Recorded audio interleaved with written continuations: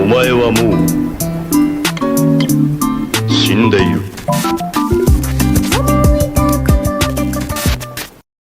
Hey, what's up guys, it is me, Jonah Talks, back with a new video, where today we're going to look at the most obscure character out of the 5 main Uchiha, that being Shisui, who was actually a fan favorite and surprisingly very popular, despite having a very limited appearance in canon material.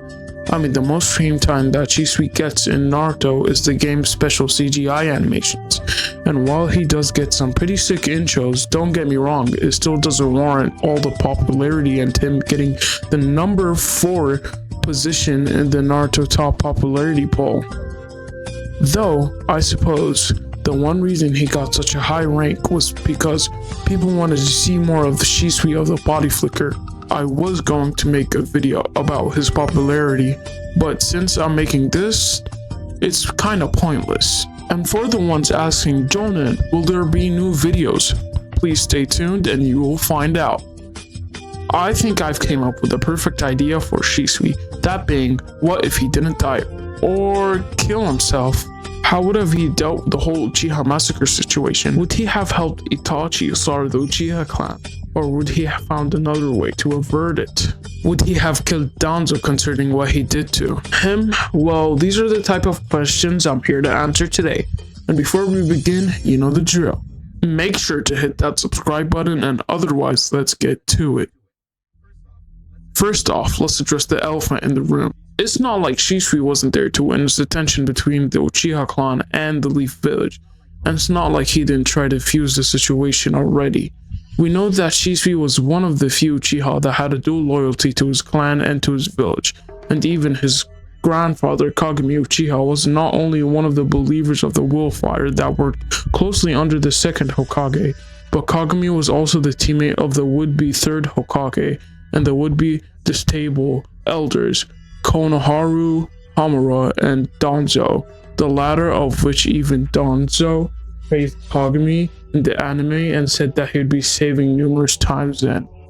Thanks to Kagami's visual jutsu, Kagami's loyalty to the village was passed down to Shisui, which is why Shisui wanted to avert internal conflict in Konoha at any cost. He had a plan and he had the perfect jutsu to execute the plan. He was going to use the Mangekyo Sharingan ability, the Koto Amatsukami, which was subtle mind control that no one caught him with, and he was going to use it on Fugaku in order to change his mind about the Kureta. However, we all know how that turned out. Danzo just couldn't allow for a scenario where the Uchiha clan was spared. He was also a greedy monster and wanted the power of Shisui's Mangekyo Sharingan. He turned on him with the help of his real agency on an ambush, and it was stated in the Itachi novel that one of the Aburamiyu that was a member of the Foundation poisoned Shisui so that Danzo could see one of his eyes, and Shisui barely escaped with the remaining eye, so Danzo didn't have both of his Mangekyo. You see, that's what was the problem with Shisui. He was stated by Itachi to have similar ideas to Naruto. So, in other words, he was too naive and too idealistic, unlike Itachi. He was more of a utilitarian that was ready to make tough decisions when need to be. That's why the bad actor in Danzo chose to kill him and use Itachi to carry out his plans. He knew that Itachi would still hold the overall stability of the Leaf Village above all else, and that his status as one of the elders from Konoha would grant him immunity from Itachi. Itachi wouldn't escalate things and will have to bite his lip down. Shisui's naive idealism would have to suffer the same fate as Yahiko, devoured by a brutal political conspiracy. One interesting thing that I must point out is that himself believed that had Shisui been alive during the massacre, he would have protected the clan till the end, even if we're from Itachi himself, which is a belief that Itachi expressed in his Midnight novel, and that's pretty interesting since it's Shisui himself that placed Itachi in that position. When Shisui met Itachi at the river and told him what Danzo did, he told Itachi to find a way to protect the village in the clan's name. He didn't say the clan itself, and on top of that, he killed himself so Itachi could awaken his Mangekyo Sharingan.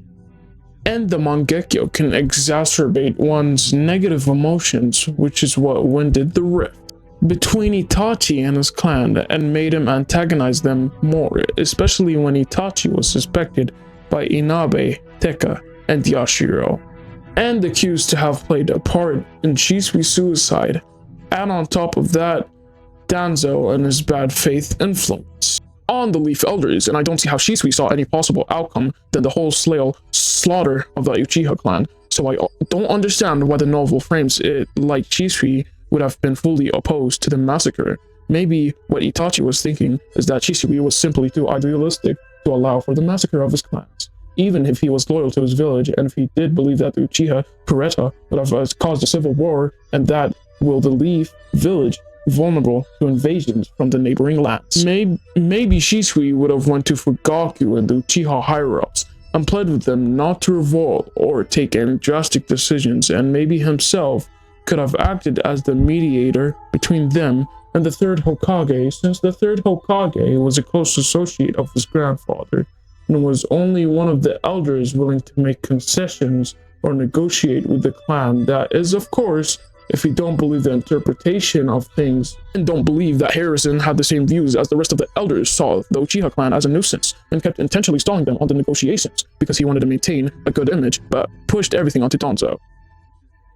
Despite Itachi being that one that was officially being a double agent for the Uchiha and the Leaf, one could say that it was actually Shisui that was more of a double agent or held the dual loyalty. I mean, Shisui was also reportedly directly under the third Hokage, unlike Itachi. Shisui did actually have a role in one of the Uchiha clan's blueprints of the stage uprising. They wanted Shisui to teleport into the Hokage's mansion and kidnap him at the night. The Uchiha believed that Shisui was very devoted to the clan and didn't know about his dual loyalty, which is why they were shocked that he would take his own life. And that's why they also suspected Itachi, considering that they also instructed Shisui to keep an eye on Itachi after Itachi started acting distant when he became an Anbu and worked directly under the Hokage. Shisui's last attempt at dissuading the clan from staging the coup came from the form of the suicide note he left. So now we arrive to the point in the video. What would have Shisui have done realistically had he remained alive? Well, truth be told, I don't think there's much that he could have done except for maybe try to use his remaining eye to enact his original plans and manipulate Fugaku. The truth is, the reason Shisui most likely didn't do that and didn't realistically go back to his clan was because the situation between the Uchiha and the clan was already very tense. And if he were to come back with a missing eye and the Uchiha were to learn about the Danzo character, first off, they may consider Shisui a traitor for wanting to use the visual jutsu on the clan. And second off, they'd probably launch the coup immediately. Given the heinous act committed by Danzo, Shisui likely didn't want to provoke the clan. Now, the reasonable question would be, why didn't Shisui go after the third Hokage afterwards? And this is the type of question that strengthens the idea that Hiruzen was incompetent or more complicit in the Uchiha massacre than the narrative would. Since Shisui should have been able to confide in the Hokage, especially since Hiruzen approved of Shisui's plan to use Gora Omatsukami to prevent the massacre. The only valid excuse I've heard is that the poison Shisui was inflicted with was so severe that he didn't have a lot of time left after he escaped, so all he could do to give Itachi his eye and throw himself into the river. But if that wasn't in the case, if the hypothetical that he remains alive and goes to Hiruzen and reports back about Danzo's actions, could that solve the conflict between the Uchiha and the village? He kept saying he wanted to negotiate, so if he was dead on the money, would he use that opportunity to try to mend the bridge with the Uchiha? Because realistically, Shisui had a direct order from the Hokage, so Danzo interfering could be seen as a treason. If Hiruzen had the integrity and were to punish Danzo, then this could be a chance to build trust between the Uchiha clan and the Leaf village.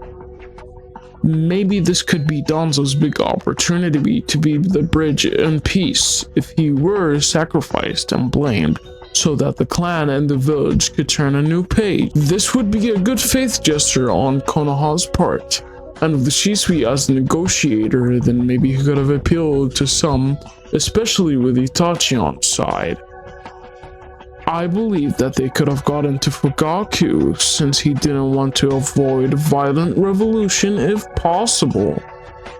And I believe that Shisui would have served as a better negotiator since he was more impartial and actually cared for both sides, unlike Itachi, who heavily favored the village over the clan. Now it's also possible that benching or executing Danzo isn't enough as the conflict has been brewing over decades. But then it could just result in Uchiha civil war with the Konoha's loyalist Uchiha on one side and the Uchiha contributors on the other side. And maybe if the Konoha's loyalists win, then the Konoha loyal Itachi could eventually become the Hokage, and the long strange relationship between the Leaf and the Uchiha could finally get fixed. Though, of course, I may be giving Hiruzen too much credit by assuming that he would go as far as executing or even punishing Danzo at all if Shisui were to report the ambush back to him.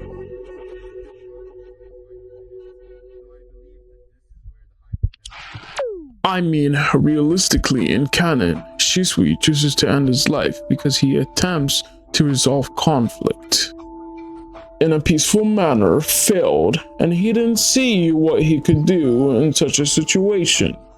So, he put all his faith into Itachi and gifted Itachi the Mangekyo by killing himself. You see, I struggled to understand why Shisui was so popular. Now, I understand it a bit more. Shisui is kind of like Itachi, but he's actually more nuanced and understanding in his thinking. If we were to look at that one episode where Shisui takes the young Itachi on a tracking mission, he told Itachi that he may have been too smart for his own good. That he didn't even think of from the perspective of someone that wasn't even a genius.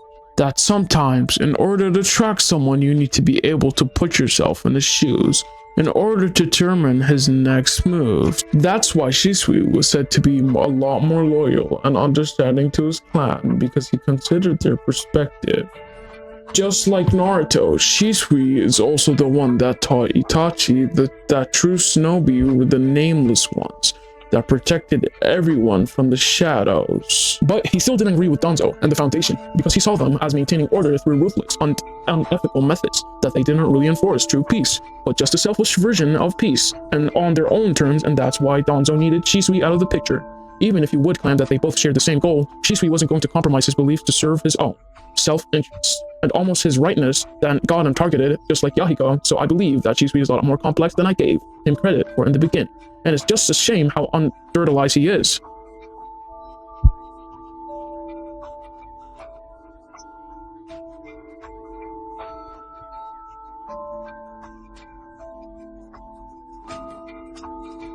Hey guys, it's me. I really hope you enjoyed the video and stay tuned for another video that might include Shisui. And thank you for watching. I really hope that you'd subscribe and like.